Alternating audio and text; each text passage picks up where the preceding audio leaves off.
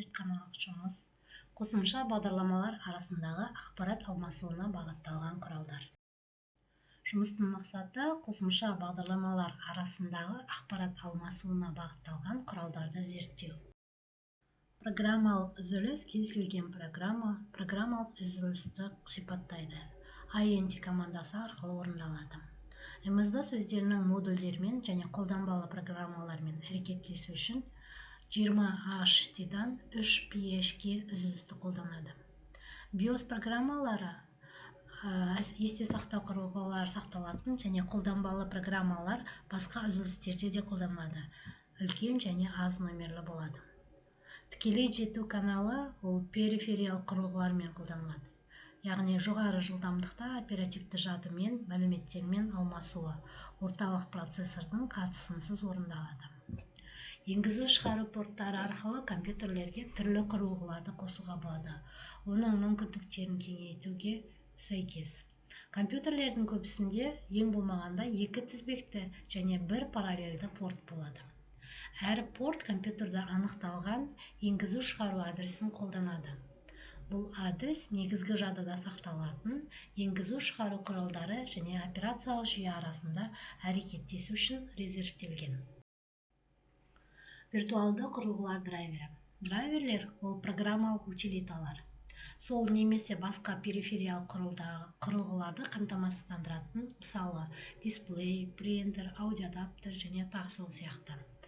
Әдетте ол кішігірім программалар орындаушы файл түріндегі COM немесе EXE кеңейтулері бар файлдар. Олар операциялық жүйеден командалар алады және оны нақты құрылғы командаларына түрлендіреді. Драйверлердің көбісі өте жиі қажет, сондықтан оларды жадыға жүктеп әрқашан сақтауға тура келеді. Ондай драйверлерді резидентті деп атаймыз. Компьютер желісінен дербес компьютерді қосу. Windows телекоммуникациялық мүмкіндігінің басқа класы дербес компьютер жергілікті компьютерлік жергілікке қосу мүмкіндігімен байланысты. Желіге қосу үшін дербес компьютер желілік адаптермен қамтылған болуы керек. Егер желі құрамында дербес компьютер модеммен болса, онда ол арқылы дербес компьютерге алшақтатылған жету мүмкіндігі болады. Глобальды желілермен байланысты. Жергілікті желілерде компьютер аралық мәлімет алмасу коаксиалды кабель арқылы өтеді, немесе арнайы өткізгіш линиясымен. Ұзындықтары және өткізгіштік қабілеттері ерекше жоғары. Сондықтан дербес компьютер аралық ақпарат беру жылдамдығы корпоративті байланыс линияларында неғұрлым жоғары, ал модемдік байланысқа қарағанда. Windows жаңа программаларды орнату және жүйенің өзін қайта инсталляциялау әртүрлі әдіспен болуы мүмкін.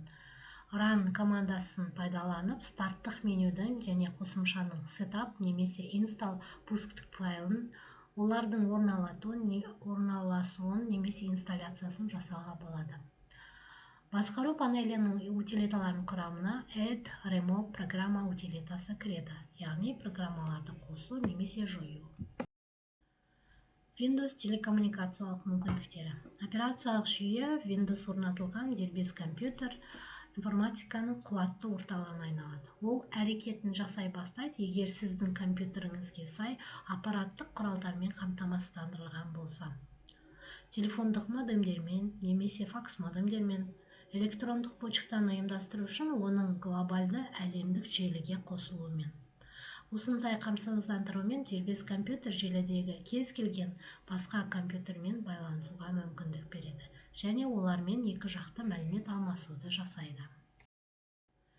Мәтін мен графиканы алмасу буферіне жіберуді орындайтын қосымшаны және алмасу буферінде бар мәліметтерді алу қосымшасын жазуға болады. Ол үшін бізде екі бөлек қосымша жазу керекпіз. Яғни біріншісі алмасу буферіне мәтін мен графиканы жіберетін қосымша, ал екінші алмасу буферінен деректерді алатын қосымша. Қосымша бағдарламалар арасындағы ақпарат алмасудың ұйымдастыру үшін бірнеше түрлі әдістерді пайдалануға болады. Олардың ішінде ең танымалдары, яғни бірінші ол бізде алмасу буфері. Бұл операциялық жүйенің алмасу буферін қолдану арқылы мәтін, сурет және басқа деректерді көшіріп және қоя алады. Бұл үшін Python, C#, Java'да осы кітапханаларды қолдануға болады. Бұл әдіс уақытша деректерді сақтайды және көп жағдайда тек бір элементті сақтауға мүмкіндік береді. Екінші, ол уақытша файлдар арқылы алмасу. Яғни бір бағдарлама файлды жазады, ал екіншісі оны оқиды.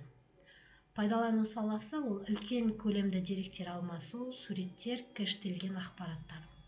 Қолданылатын құралдар, яғни Python, Java, C# осы библиотекалары. Үшінші, бізде жергілікті сокеттер. Бағдарламалар арасында желі арқылы емес, локальды сокеттер арқылы ақпарат алу.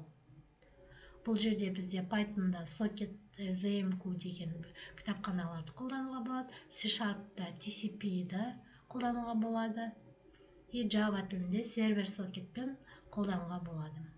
Оның минусы ол бізде күрделі баптау қажет болады. Төртінші, ол жергілікті дерекқор, яғни SQLite, Redis. Егер ақпаратты сақтау және бірнеше бағдарлама арасында алмасу керек болса, онда дерекқор қолданылады. SQLite локальды дерекқор, яғни кросс-платформалық. Ал Redis ол жылдам кэш және деректер алмасу жүйесі. Ол Androidта қолданылады.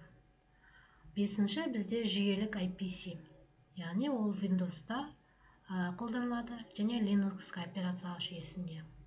Бұның кемшілігі қолдану күрделірек болып саналады. Бағдарламалар арасында ақпарат алмасуын ұйымдастыру үшін әртүрлі әдістер қолданылады. Олардың таңдауы қажеттілікке және платформаға байланысты. Ең қарапайым әдіс ол алмасу буферін пайдалану. Бірақ ол уақытша деректер үшін ғана қолайлы. Ал файлдар мен жергілікті дерекқорлар үлкен көлемдегі ақпаратты сақтау үшін ыңғайлы. Сокеттер және IPC механизмі нақты уақыттағы ақпарат алмасу үшін қолданылады, бірақ олар күрделірек.